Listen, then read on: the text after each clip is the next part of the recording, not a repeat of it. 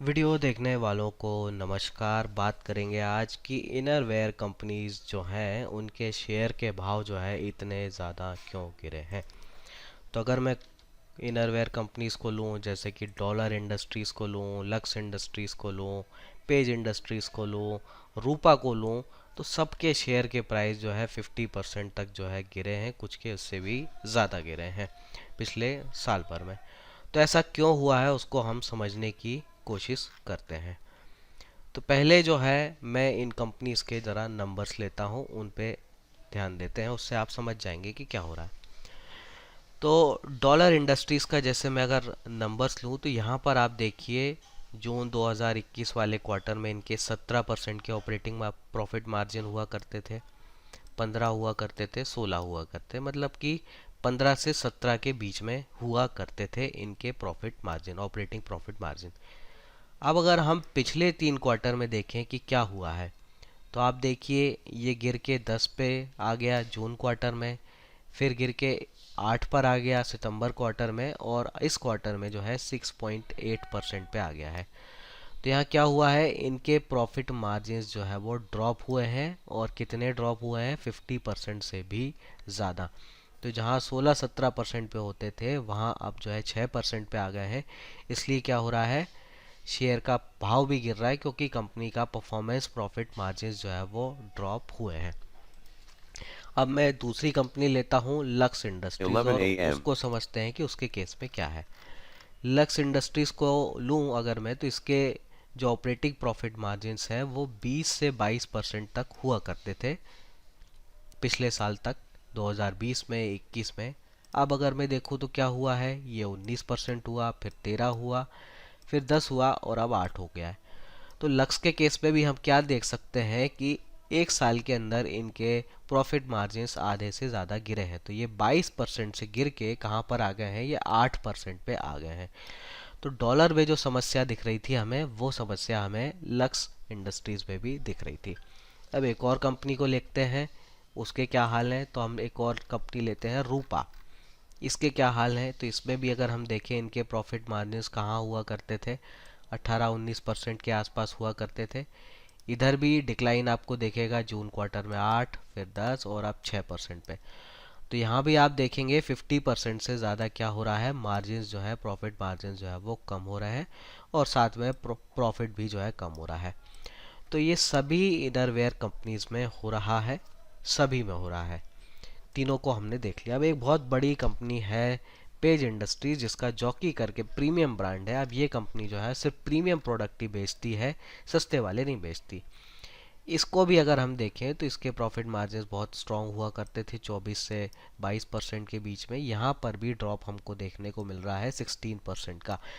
तो यहाँ पर भी क्या हो रहा है, profit, operating profit margin drop हुए हैं, साथ में प्रॉफिट भी जो है देखिए आप ड्रॉप हुआ है, 200 करोड़ तक पहुँच गया था क्वार्टरली। अब 200 करोड़ से जो है ये क्वार्टरली कहाँ पर आ गया है, 120 करोड़ पे।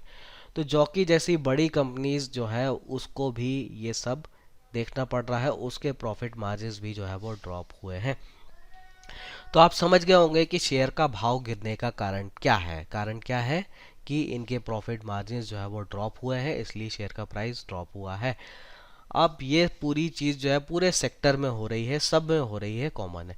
तो जब ये चीज़ सब में हो रही होती है तो इसका कारण हमको जानना होता है कि क्या हो रहा है, क्यों हो रहा है।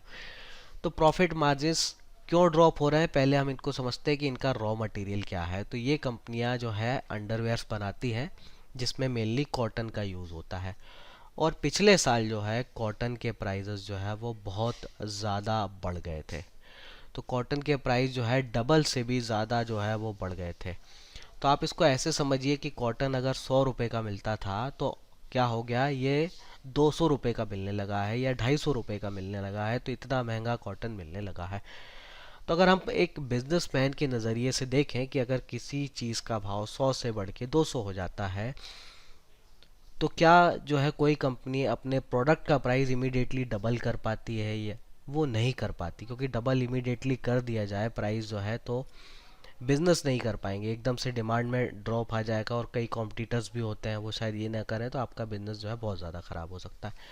तो क्या होता है कि जो प्राइस इंक्रीज हो रही है इनपुट कॉस्ट में वो इमीडिएटली पास ऑन नहीं हो पाती।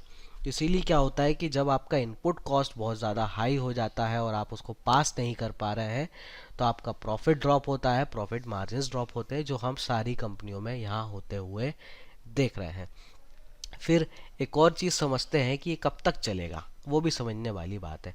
तो जैसे 100 रुपये का कॉटन जो है वो 200 रुपये का हो गया है, तो क्या कंपनी ऐसा कर सकती है कि जब 200 रुपये भाव हो गया है तो वो खरीदे ना, इंतज़ार करे कि जब सस्ता हो जाएगा तब हम खरीदेंगे? तो कंपनी ऐसा नहीं कर सकती, क्योंकि उसको बिजनेस में बने रहना होता है। उसके पास हैवी मशीनरी होती है, ढेरों एम्प्लॉयज़ होते हैं, उनको रेगुलर पैसे देने होते हैं, सैलरी देनी होती है, ये सारे खर्चे करने के लिए आपको कैश फ्लो चाहिए होता है।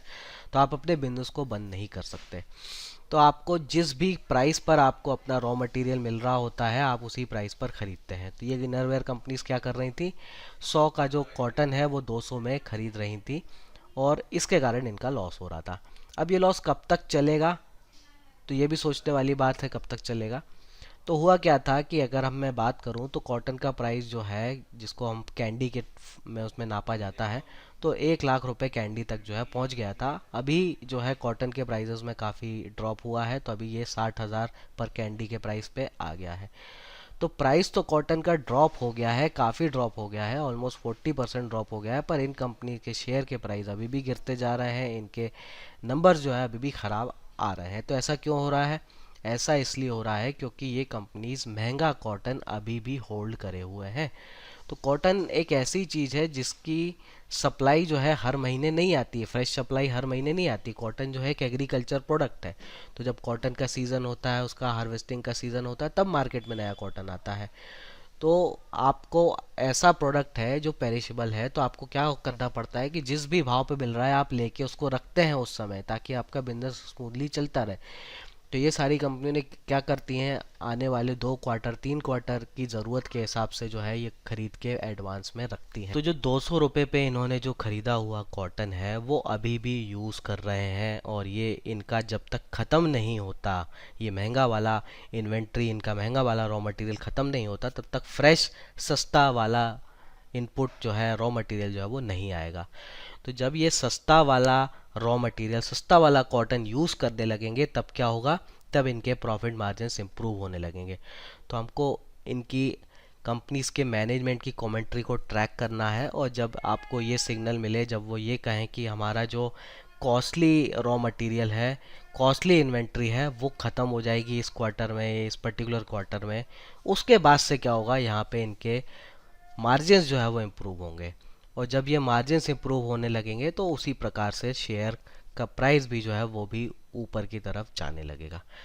तो उम्मीद है कि आप ये समझ गए होंगे कि क्यों जो है इन कंपनीज के शेयर के भाव गिरे हैं, और कब जो है इनके शेयर के भाव सुधरेंगे, और कब जो है वो ऊपर जाएंगे। तो आपने ये चीज़ समझ ली होगी। तो जब इनकी कॉस्टली इन्वेंट्री ख़त्म हो जाएगी, सस्ती इन्वेंट्री आ जाएगी, तब जो है मार्जिन्स इंप्रूव होंगे, और तभी शेयर बाज़ार, शेयर का प्राइस जो है वो इम्प्रूव होगा। तो आज के लिए इतना ही, फिर मिलेंगे हम। जय हिंद।